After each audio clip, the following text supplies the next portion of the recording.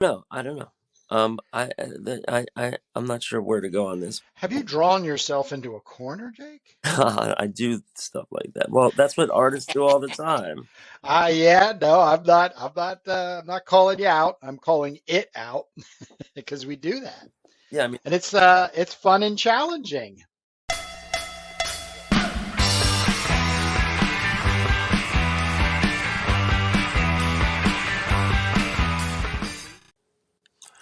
hello. All right, take it away, Jake. All right, hello, and welcome to another edition of Turbo Pit Fighter, the making of the comic, the making of the graphic novel, the behind the scenes creative process. I'm Jake, and we have Kurt here on Inks. Thanks for tuning in. We are making some. We're actually working. Well, I'm not working on this, but he's working on a beautiful inked pinup. It's coming out great. I don't like how big I might have made the nose here. I don't know, but I like big noses. yeah. So we're trying to do two comics at once here. We're doing the pencils on one comic. This is what it looks like when I'm doing the pencil pages. We're trying to have these action-packed panels and a really cool story. And after I'm done with the pencils, I give them over to Kurt, and he does the inks. So he's working on issue number one, which is the introductory story and the origin. And I'm working on number two, which is getting into major ass-kicking violence and world building. We have a lot going on in the storyline. This is a science fiction post-apocalyptic romance story, and after like what has been 3 weeks, I'm getting right back into the sequential pages. Issue two, page number 11. Um, I'm working off these rough notes here in this 25-cent notebook, and if you want to get a little bit deeper into the process, this is how we laid out the thumbnails even beforehand. So I'm on page 11. This is 9, 10, 11. So this is right here. And we kind of just mapped out the action that's going to be happening. So I'm going to be making, oh no, actually, yeah, this is the new page 11. So this used to say 10, but now it's 11. Everything gets kicked over. So I'm going to be making a scene where they're still in hot pursuit, but they just threw Turbo in the last sequence. Turbo just threw this guy into the other two guys and took out two motorcycles at once. Hey Kurt, do I have a dark spot Mm. down here, or is this all cool? No, no, you're Okay, looking fine. uh, my You're looking little fine. You're my, square. my You're little square. window looks like it's darker here than it is up here. Might be a little bit because you moved your light source, but Yeah, nothing too much. There is a little bit of a dark band at yeah, the bottom, but kind of a hot. for the most part, I think I need a I think diffuser. I had the same thing too because my light's up here. Well, hopefully it all evens out. Anyway, this is yeah. In the last sequence here, Turbo they threw a Molotov cocktail into the cab of the ice cream van, and Turbo grabbed this guy off the roof and shoved him into the fire to kind of absorb the flame and the broken glass and everything. And then she tossed him out as the motorcycle guys were closing in. She tossed him out the back as they're rumbling up this hill here. So I'm working on a page now where uh, on the one side here we're going to have these guys tumbling and exploding, but we're also going to be seeing a couple more pursuers that get through, and the dialogue is going to say only four left plus one on roof. um, Turbo's going to say this road is rough, cough cough, because there's fire and smoke in there. And we also have Gopher saying in the robot font, deploying fire retardant, and then it says psst. So all of this kind of like uh, foam chemical stuff is deployed automatically. So vans in the future that are modified by Mr. Ike will have built-in fire retardant that you can just press a button and release. But the bad news is all that spray gets all over the place. So, but that'll only be momentary. And that'll be how we explain how they just continue going on the road. After that panel, I think we're going to introduce. I think we're going to introduce a little thin panel here that's not in the thumbnails, so that we can just get like some face reactions. But what's going to happen next is Turbo is going to say, on my signal, we'd better stop, and then Trophy is like, what? And then Gopher will say something like, they're closing in 2 seconds, and then Turbo will say, if we don't, they will eventually blow our tires. So she goes, on my signal, 1 second, now stop. So Gopher's going like 3 seconds, 2 seconds, 1 second, and we'll have these little balloons like here, and then she'll say, now stop. Right? Trophy will slam on the brakes, which means the guy on the roof here goes flying. It's I lost your camera. right here. Can you see? Oh, Yeah, now you're all black. oh, you know why? Because I just got the 20% notice, so I'm glad that happened. Let's fix that, and now we're back in business. So yeah, right here we're gonna see the guy that was on the roof. You're blurry. Now you're blurry. Oh, really? Is, Yeah. is that a thing? Sometimes you gotta. Oh, there you go. Okay. The guy on the roof's gonna go flying, and then Turbo at that moment is gonna jump out the back and clothesline two of these guys. So I'm gonna have to draw. I think I'm gonna have to draw one other guy that's pretty close here, and I'm gonna have to move my Puchkow Don't move the put your cow. out of the way. Yeah. Well, so yeah, because these guys have to be. I was wondering where the fourth guy was. Yeah, so that's going to be a nice big action panel, I guess, at the bottom, and I need to go back to my thumbnails because sometimes you see it a different way. Oh yeah, so she'll be looking out the window here, and the reason I missed that is because I wrote all this stuff in. So that's what I'm drawing. Last week we did do a little bit of pinup art, so I have this that I'm working on too, and I started to put in a little bit of the crowd scene here. Uh-oh, what happened? I think we fell. Are you still with me? All right. Yeah, I'm still there. Sorry, folks, about this. That we're still figuring out the our operating budget, but um Yeah, we're operating on a budget.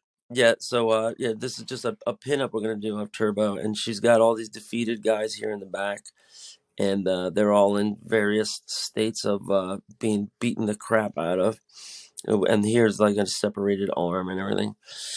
But what do we do? What should we do here at the top? I was thinking about doing title graphics. If this is a real pinup, should this look like a cover or should this look like a page? I don't know. These are the questions. I Well, we kind of, we've been having a sub conversation about, definitely comic books today have a lot of this variant cover business. Now, uh-huh. not saying every variant cover of ours is going to be our art, but at the same time, there's nothing stopping us from, because you had made some good comments about, the value of doing a pinup. Like I'm finishing up one right now just to break up and break away from the pages, the sequential pages, which give me a little bit of breath and some distance. And then when I get back in there, have some rejuvenated sense and feeling. But there's nothing stopping us with this one to do a similar treatment, which does not have to be the same as this Turbo Pit Fighter logo, but we don't have an official Turbo Pit Fighter logo yet. The one we have is just a placeholding one. I So, know, I'm aware, and I'm thinking about it. So but but if I do a logo, if I do like a Turbo Pit Photo Turbo graphic up here, I don't think that's going to be the final logo either because I usually work out logos. well, it's like sketching kind of thing. Yeah. I mean, this is like a very constricted space, and then the fist is here in the way. So, I was probably just gonna do it. Just I don't know. I don't know. I'm not sure where to go on this. Have you drawn yourself into a corner, Jake? I do stuff like that. Well, that's what artists do all the time. Yeah, no, I'm not calling you out. I'm calling it out because we do that. Yeah, I mean, And it's fun and challenging. if this is about process, this is the process. What do I do next? What do I do Yeah. here? And having things so laid out that you can't deviate from it, I just can't. I can't live that way as a creative. I just lose complete interest, bored, brains running around and everything. But if I have a very good idea of the direction I'm going into, and then obviously like this project, being excited about coming in and checking this out and doing this and da, da, da, da, that's good. And then the happy accidents or just the plain surprises Yeah, can be just such a great thing. yeah, yeah. So I have this option here, of doing whatever. But I wasn't even going to work on this. I was just going to, I worked on this a little bit last night, and I'm just going to go back to the sequential page. So I got a couple of reports for you. Oh, So yesterday was the Comic Con at the Fishkill Recreational Center, and I have a haul to show you. did you go? Yes, I went, Oh, okay. and this was even smaller than the Poughkeepsie one I was at 2 or 3 months ago. But here's my haul. Ooh. Is this going to be like 4 episodes long? No, because we're not gonna look at all these. Yeah, because we could tease, and then when we get beyond the on the other side of our 20 issues of Commandy, we can go ahead and maybe bring in some of this stuff Yeah. for a longer in-depth. Well, I went. I just want to recap the convention. This was some small. I got sucked in because it said like it was a indie creators or something, and I was, Yeah, oh, it's a creators convention. And so I go in there, and it was really small, and they didn't have that many. The artist alley was creators. 5 people, like only with a pro. So yeah, but there was some dealers, and I did tickle the boxes. Wow. So this pile of stuff, this Holy crap. How many books is that? well, I bought maybe 20 or 30 $1 comics, and then I got one comic that was like $10, but I chewed the guy down from 20. So you know uh I made a deal after I already like got him to give me like a package deal. But Bundle. yeah, but the interesting thing was I spoke to a couple of artists that were there, and they had their own stuff, and they had some like pretty good Image comic style, and they were telling me like they couldn't get noticed from Image just and some of the other indies, they were talking about Dynamite and Boom and all that, and they were just saying they're not even taking submissions at this point. They're just full up. So I don't think it was a matter of that the guy wasn't good enough. I think it's just like Did you get any of his stuff? of the guy stuff. Nah, No. no, Wasn't that connecting for you? no, no. I mean, he was good, but I'm not into like Image stuff. And Uh, so he was superhero? what's that? Was he superhero? Yeah, he had a series that he claims was before the boys, but it was kind of like a meta aware superhero that that had some kind of angle or product or something like that. And it sounded good. The story was good. The art was good, but And he was doing it all on his own? he was doing it on his own. And I said, how come you didn't go through Image? And he says that they never responded to him, and that Hmm. the other ones also, when you finally get somebody and they're like, yeah, we don't have any space for new entries anymore. So then I told him, well, that means there's a there's a market for, self-publishing, or maybe for somebody else to open up in that space, because if there's more quality creators than there are publishers, then somebody else should be putting it out, right? It shouldn't just not be put out. Well, putting it out is, I mean, I stand on doing it all on your own in the space of, publishers have, I don't know if I really, they have some, obvious distribution channels. I mean, the image and all that, all that's going into a comic book store.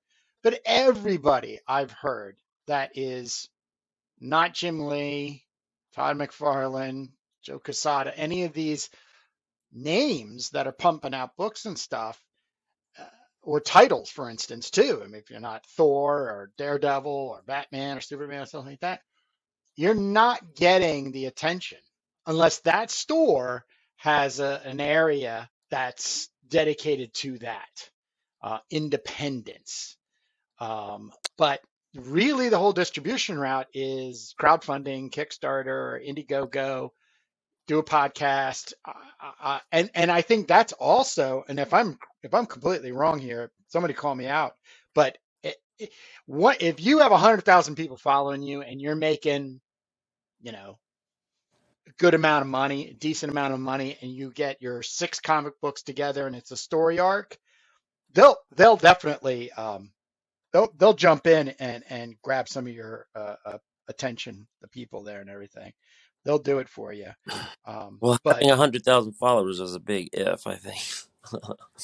yeah, but that's what I think they're really, that's what they're going for. That's Yeah, what they no, want people to have. it's the same thing that you always tell me that these guys are all saying. I spoke to another guy. He says he does the indie route, and that there's no more diamond distributors, so he No. just does you know tables at cons, and he does store by store, and Do you have any of these people's names or anything? it's all just they come and go. I mean, Oh, I the one get you. I get the you. one guy was super nice, had a an indie comic called Lita, Leeta, and like he had some appearance on The Big Bang Theory. His comics were featured in some like sequence where they were like at a comic convention or something. Mm, And he had some good stuff. He was doing, he was a good artist, but he was doing this comic. He had already done like, I don't know, 8 or 10 issues, and he had one graphic novel out, and it was all this female robot, but he does it all with you know digital graphics, like 3D hmm 3D imaging, and then Oh, he wow. draws over it. But he was also a very good artist. He was trying to sell his original art, and he was doing some Byrne recreations. Like he was just doing like a regular comic page here, and he would just recreate a John Byrne X-Men page, and was selling that. Right. So he's Hey, Jake, can you pull yourself center? Because I got that. Yeah, keep going to your left. Yeah. okay. Yeah. Good. So one thing, like, Thank I'm you. not gonna go through this whole pile. Maybe some other time we'll do like show and tell. But I wanted to show you this because I'm flipping through all these boxes, and there's so much $1, or two for $1, just 90s, 2000s, and 2010s Marvels and DCs that nobody cares about, and it's just reams and reams and reams of it. And when I open up an X-Men comic, I say the same thing to you all the time. You open it up, it's very sparse. There's a bunch of people, everybody's standing around and talking, Yakking. right? And it's very few. I mean, even when comics are good, like this is an example of a decent nowadays comic, right? This is 2008, I think.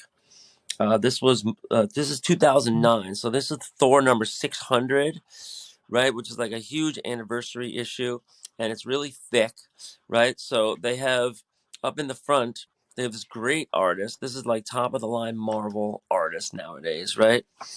But look how sparse this page is, right? And look how sparse all these pages are. There's literally wasted space here, here, here, here, just all these dead areas. And I'm like, look at, this is like, this page is like 70% covered. And then, they have this like Photoshop thing going on. So my complaint is that, all these Marvel pages now, even at the top level, it's all very sparse, right? I mean, because look, this art is great, and the story is actually really good too.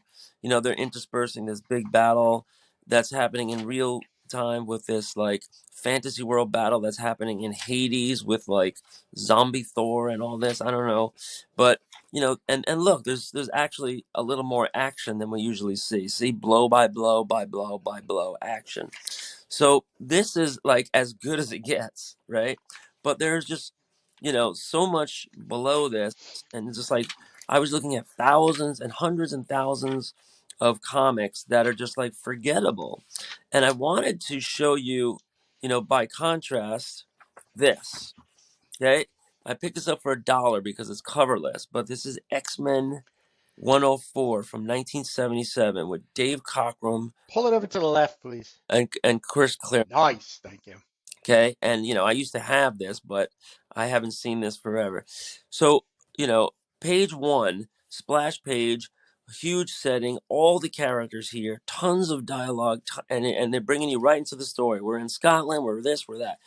Then, you have some sitting around and talking, arguing and everything. And this huge double page splash of total action, right? And this comic is just completely underway now. There's action on every page. There's, and there's a pretty good amount of dialogue, but there's fighting, right? And then we go to the next page and boom, these guys are busting into the fortress. Freaking What year is this, Jake? Just out of 77. curiosity. 77? Yeah. This is right Man. before John Byrne takes over, right? Because Who is it? Who's Cockrum, yeah, Oh yeah, Cochran. Cockrum Nice, started with nice. 94, and then I think he went into the early 100s before John Byrne got the title, and then they had a huge long run. So here we have Magneto here, and this thing couldn't be better, right? And then we're seeing this subplot here with Moira McTaggart. Then we have the flashback with total action, and we have these great poses where these guys are doing their thing, action, action, right? Everywhere, and no wasted space.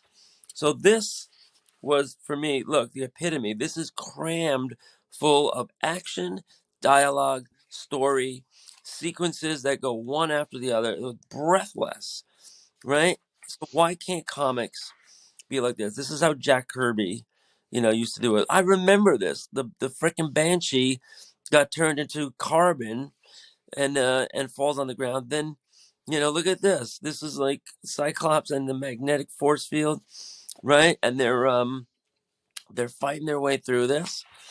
So it's just nonstop, right? There's no let up until the very end here. Then you have a little more dialogue, and Magneto's like, curses, I'll get you yet. And then they bring in the freaking Starjammers here, and they're introducing a whole nother thing with Havoc and all this stuff, right? Unbelievable quality. But these days are gone. So I wanted you to see like what I was talking about. This is like a prime example of just, a single issue comic that just delivers on all fronts, you know. Maybe it's a generational thing where they grew up watching all of this intense CG generated action that there's this just impotency of like being able to Yeah. think of something great. Like for instance, we had the opposite. We had crappy, non-existent CG. Other than martial arts movies coming out of China, did we ever have anything in the way of, let's say, just decent action and fighting, and then just good old-fashioned war movies and cowboy Yeah, they films? had chase scenes and So yeah, Jack Kirby ignited this like, oh, we'll just have him do this, and I'll have him punch and jump this way, and blah blah blah. And then he was the imprint for Marvel, and then so if you wanted to work in for Marvel, you had to draw like Jack, and then they're like, oh, okay, well, it's a style, it's cartoony, maybe, blah, blah, blah. But like, I just watched an interview with John Buscema, excuse me. Um, and he tells it like it is. And he says, yeah, you look at it from one angle and you say, oh, it's just this and the next thing you know, you start realizing he was a master of sequences. Yeah. He could just sequence the hell out of a story. And so then you're chasing that. Yeah, but I mean, it's not like Jack Kirby was the only one. You had Will Eisner. You had No, no, no. I'm just playing out the top one, but yeah. I think nowadays maybe there's just this inability to have an imagination outside of being beaten by this insane amount of 3D graphics from video games over. Yeah, I mean, look at this stuff. This looks to me like it's photo reference half the time, Hmm. and so they're doing that, and then like sometimes there's like computer swipes, and Yeah, that is really good though. I mean, just you flipping. I mean, that's some good. Who is that? this is David. Oh no, wait, this is the first part. It's Marco. Oh, two guys, Olivier Coipel with Marco Hmm. Djurdjevic. Hmm. And that's part one. So this is an interesting, anniversary issue because there's a part two written by Stan Lee. And What? look at this artist. His name is David Aja, and I want you to see Uh-huh. it because it reminds me a little bit of Corbin. Watch this guy. So we get to the second page, the second sequence here, right? And Uh-huh. here it starts here. Well, go back to that Doctor Doom. Yeah, that was the cliffhanger at the end of Oh, Thor wow, that's a really good Doctor to be Doom. continued in 601. And there, it's funny because the gods here in Asgard are talking about, this guy here and in the kingdom of Latveria, and then they just show Doom, and it's like to be continued. So this is, I mean, this is as good as it gets for a nowadays or a 2009 Marvel, but I like this better. Watch this guy. To me, I see like some Corbin in this guy. His name is David Aja, AJA, and it starts here. They're in, there's just this robot here that's shooting, laser beams, and they're fighting him. Here's Cap and Scarlet Witch, and a little bit of action actually. I love this scene here where Odin is big in the sky in the background, and Thor is talking to Yeah, him, right? yeah. But look how Corbin-esque this guy's art is. I think he might have studied Corbin. Look at this. You see? Oh, I do. I do. And Let so me go pick it I'd up. like to see more of this guy. He's using this black and white, positive and negative stuff. And it's a little more, it's a little less detailed when it needs to be, but it works. So I like that. But this is just like, oh, it goes into the Donald Blake scene here, and then it ends. So this is probably just like an 8-pager. And then just as a bonus, this is forgettable. I don't even care about this. But guess what they throw in the back? They throw in some Kirby and Tales of Asgard, Ah, yeah, yeah, yeah. and they don't say where these are originally printed from. But I remember reading about Tales of Asgard as a spin-off of Thor, because these are all, like they say Jack Kirby was, his daughter said that he was completely swept away with Norse mythology, and he would do these Asgard tales. And here's Loki and Balder and Odin. Um, that there is that there's also that, while we're on this, there is a YouTube about comic kayfabe that saying, is Vince Coletta the worst inker of all time? And they make a pretty compelling argument that he kind of butchers Jack Kirby's stuff because it's really scratchy, and that there was definitely better people. This I think is Artie Simek. No, this is Vince Coletta. Oh, this is Vince Coletta too, but he's a little more heavy-handed here. Um, this is I like his style. this is credited to Vince Coletta too, and his lines are really thin, you know, and sometimes not that good. But this was a good thick bonus issue for Thor 600, and look what they do at the end. This is the Thor 600 cover gallery. They put 100 comic covers going back to Journey into Mystery 1, and then the first appearance of Thor is until 83, right? So this is the eighth row and the third column. And so Thor starts here, and then you get into the 100s, and they changed the name to Thor. They kept the numbering sequence. And then you have Thor, Thor, Thor, going up to 100, 200, 300, 400. You can see how the logo keeps changing. Right? Look how much great primary color there is here. And then this is the nowadays, and 100, the last 100 of Thor.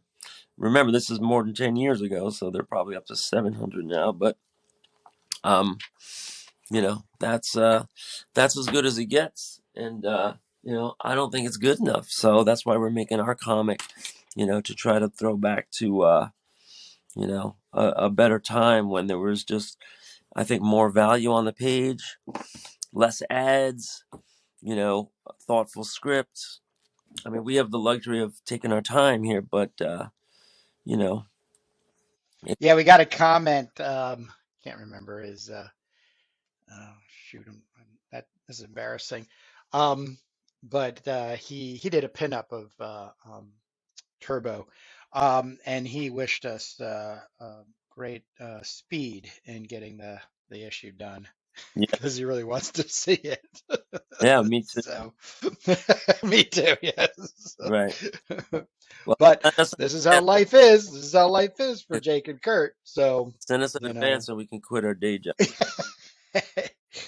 Yeah. Um, yeah, but that was it. And this other stuff we can go over this another time. But I picked up some cool stuff, and I found another Topps Kirby title where these living artists are picking up some of his stories.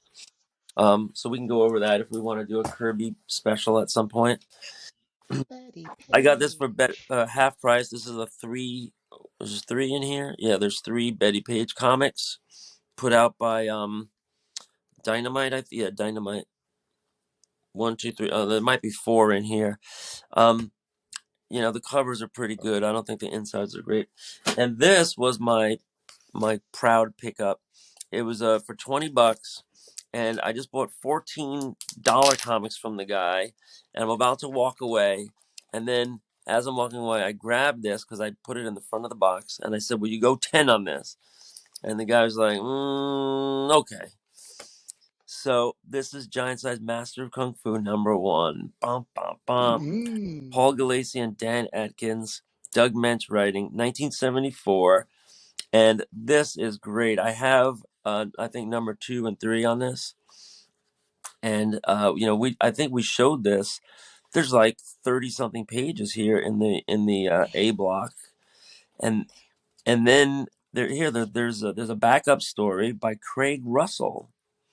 Whoa. PK. P. Craig Well, it Russell. doesn't say P. Craig Russell, so I don't know if that's the guy. I don't think the art is the same. I think this might just be A. Craig Russell. I don't think Huh. this doesn't look like P. Craig Russell. And you can see here, the guy's a decent artist, but not as good as Galassi. So that's what they do. They put you in the backup in the giant size annual, right? Sure. Perfect. Sure. Here is a pinup, and then we have some ads. There's a couple of pinups here for Iron Fist, and then we have the ads here for Giant Size Conan and Planet of the Apes magazine, and then we get into some reprints of the Yellow Claw, which was Fu Manchu back in the old days. So these comics are from the 40s, and there's just like literally racist stereotypes. And then here, look, another backup story by Ron Wilson and Mike Esposito, and those are some pretty good names, right? So these were bullpen guys, great stuff. So I'm really happy about that, and I'm going to savor the Paul Galassi story, 1974.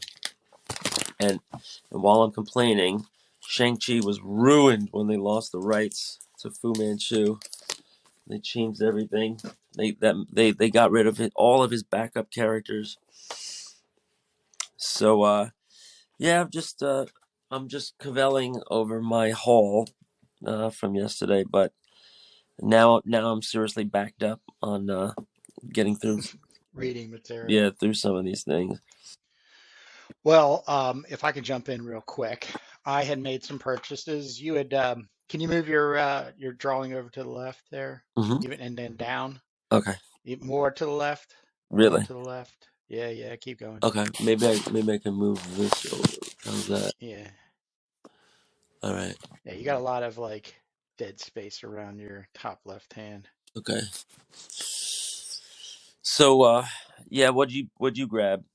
Oh, well, I had picked up a couple weeks ago issue one and then issue three of Power Comics. And so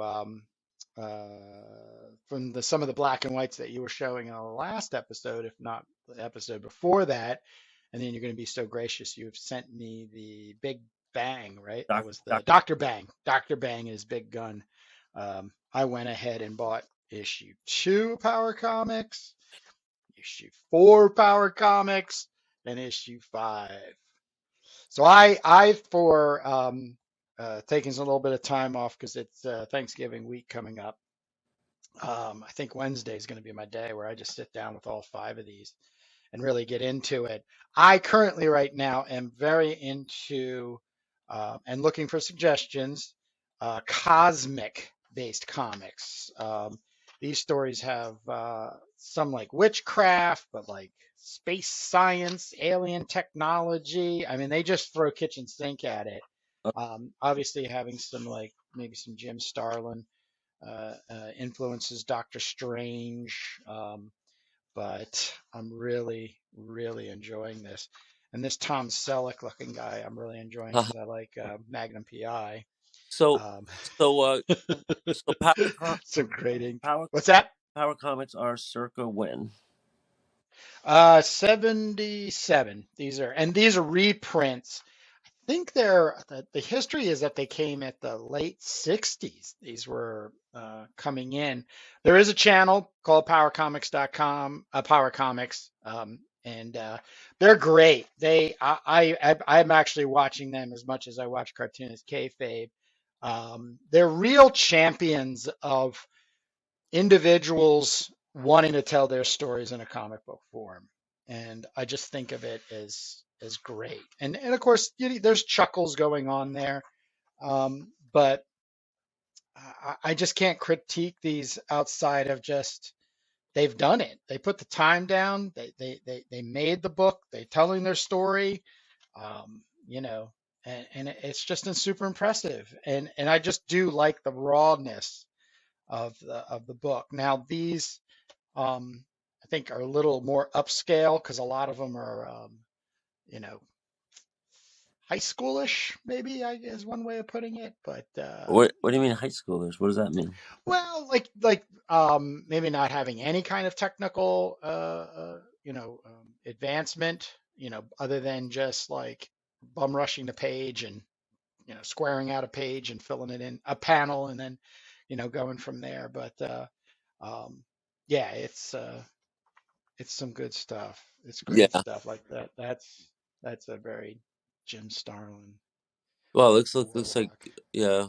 You could yeah. So the evolution from Kirby to Starlin is great, but then when you have black and white, they have to compensate. So that's always Well, interesting. that's the thing. A lot of books.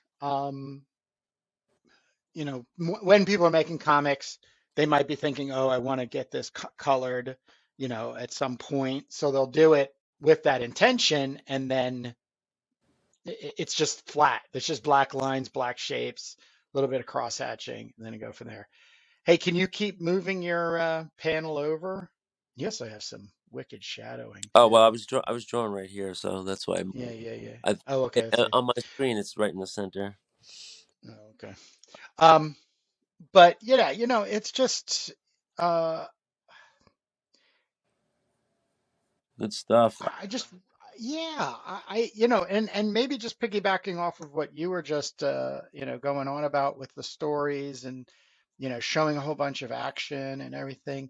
um, I'm really all about um, suspending reality, even belief, and just escaping and not having to be held down by, uh, some canon, if you will, to use a modern term.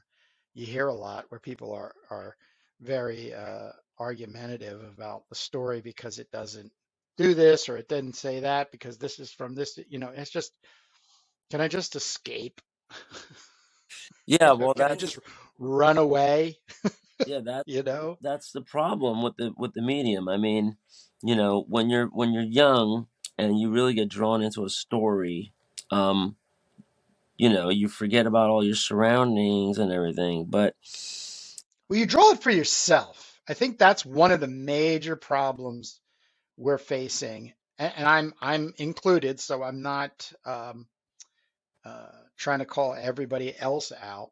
Is social media has given us this hypnotic, yeah, like I have to now present my stuff to the world, and therefore it needs to be perfect and the best, and it should be well thought, and it's overthought, and it most of the time is, and it's just dry and hammered down, and I'm talking about my work as well as others, but there was something about making your story and art in a vacuum and then mailing it out to publishers, hoping somebody was going to publish it as a backup feature or what have you. And when it did, probably got about as the same amount of attention as posting on Instagram right now. So I find it to be very frustrating, but I'm getting to a point where I'm integrating my social media to my work ethic. So it's like a reverse engineering now. I've spent so much time on social media and I'm trying to make things and put the right hashtags and all this kind of stuff to try to reach people and stuff. But now it's getting to the point where I'm like, you know what? I'm just going to do what I'm going to do and keep building. yeah. Just keep building. And the big thing is the inking for me. And so I just can't get enough of the, Stay the course. Yeah, that's they make so, content. there's some things I don't think that are ever going to change. I just think the way you get to the stuff will. But there are some people out there that are just making, I think, some really good stuff, and have made good stuff. And I think down the road, I'd like to see us be able to have some conversations with these people, and maybe even try to get some of them to come back into the game. Yeah, And you know go from there. And that's once again one of the things I really enjoy about Power Comics, the YouTube channel, is because they're very much about that. They do a lot of reprints, hmm, so they obviously work with the original creator, and they make reprints of these comics and everything. And I just think that's an awesome champion of work being done. That had been done that could have been lost. yeah. Um, Think about all the great curators out there, and who don't they can't draw a straight line, but they can publish artwork that um is out of print and would have fallen by the wayside, and they take it up they take it up as a business proposition. They put their money up, or they put their time up, and they get it out there. And everything's a risk if you don't know how long it's going to take to get your money back, if at all. right. And and meanwhile, some of the real great stuff, like Miss Fury. I found this Miss Fury, and I don't know. Pull it to the left. Pull it to the left. Center, please. Yeah, so this is center right here on my right dead center on my Yes, it is. camera. Okay. Yes, it is. Um yeah, so Miss Fury was created by Tarpon Mills in the very early going, 1940 or 41, and it was the first female comic creator. Her name was She went under Tarpon Mills, but her real name was June Tarpe Mills. and she hid the fact that she was a female. Um, and so she created this character called the Black Fury, who had a skin tight black outfit, and the Black Widow. Um, when she got her makeover in 1971, I think, or 72 or 3 or 4, in Spider-Man, she was patterned after that black skin tight, leather kind of outfit, shiny leather. So this is somebody in 2000, and this is Malibu Comics, Adventure Comics, which is a division of Malibu, and Which is owned by Marvel. um, Malibu Publishing, Hmm. right? And I'm just Pretty sure I'm looking for the year here. they still could have been in there then, but 1991. Wow, this is 1991. I can't believe this is in such good shape. Must have never been touched. So this is a great example of a dormant character. The creator is dead. Who owns who owns Miss Fury? That's probably, a gray area, but they obviously settled it because they started putting her out again, and they're crediting her. Hopefully, her estate's getting, any, percentage of any money that might be made. But some of the stuff you don't even know if there's any money being made. They just get permission, and then they say, "All right, if you make money, we'll come after you." But um, I mean, I can't believe how much Vampirella stuff there is out there from all these different companies. But there was an example of a property, that would have been lost to history, and I have a slideshow of Miss Fury because I was doing the history of female superheroes for my students. When we were remote learning, I was putting together a slideshow, and I was showing how many female characters there were before Wonder Woman that people don't know about. You know, and yeah, and even Wonder Woman's origins is a fascinating story in oh itself. God, yeah. We're over the 45-minute mark, just so we are aware. We don't ramble too far on because we want to Hmm. these good people to get their bite size turbo pit No. fighter. Well, so just to tease our next edition, we are going to be doing a big catch up on the future direction of Turbo Pit Fighter Comics, which is going to have some major spoilers and going to unpack Here, I try to some stop. revelations here. And for anybody that wants What anybody the that hell's that?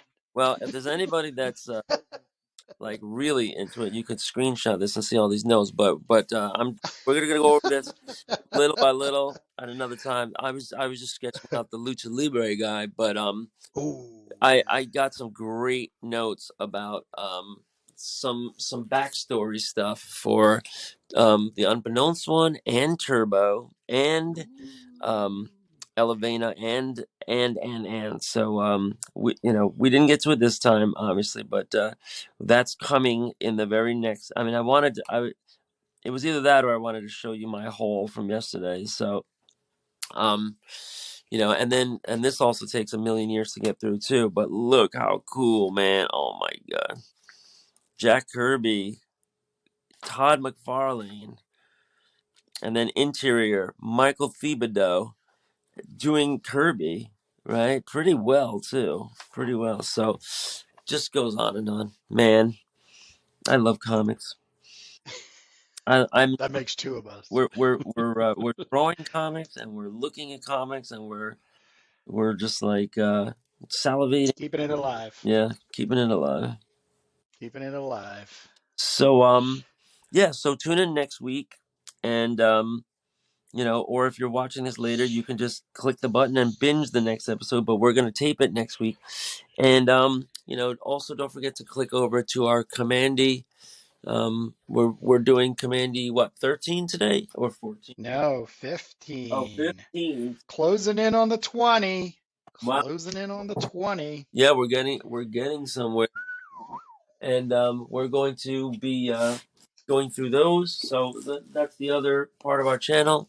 Tune into those and then come right back here for the next Turbo Pit Fighter. Yes, sir. Yips. All right. Well, with that being said, it was a nice time. You have a good Thanksgiving, and I'll see you over in Sunday after the feast. yes. But we gotta go to Commandy recording now, Right. which comes out the following Wednesday, this coming Wednesday before Thanksgiving. But this will come out probably 2 months from now, and when people are like, well, "What the heck?" Right. So, Well, anyhow, that's how at comics. least we're doing it. So no different. All right. I'll see you later. All right. Peace.